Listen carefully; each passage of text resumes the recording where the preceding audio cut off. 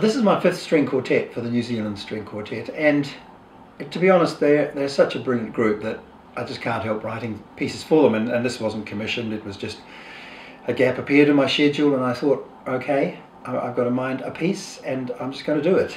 And the character of the piece is it's a little bit unusual for me. It's called String Quartet No. 5, but it also has a subtitle which is Songs from Childhood. Now this is really a bit of a red herring because there are no songs from childhood in it, because there's a kind of subtitle which is Songs from Childhood hovers between dream and memory, evoking melodies that once upon a time might have been heard.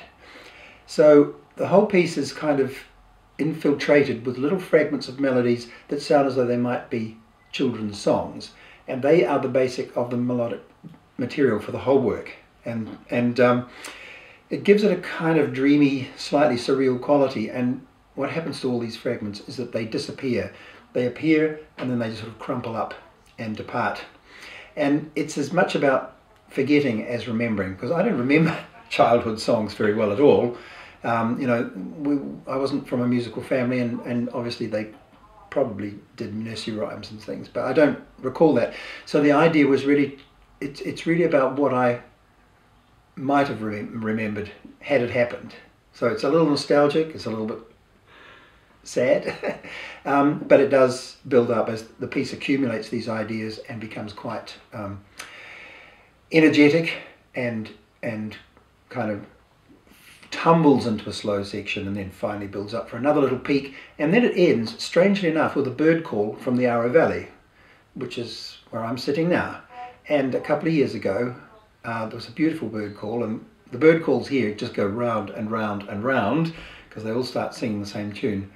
And I think Helena from the New Zealand String Quartet said, "That's a very nice tune we've got this year, why don't you use it?" So as a kind of coda, and not really to do with the piece in any particular way, it kind of tumbles into this little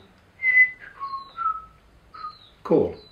Hopefully the idea of forgetting one's childhood but wanting to remember it will be something that everybody would have some feeling for, and that's kind of what the piece is about. It's really very personal though, because I had no other reason to write this piece than that I had the feeling that I needed to do it. So it wasn't commissioned, it's just out there, and I hoped that the quartet would pick it up, which they are now doing, which is fantastic.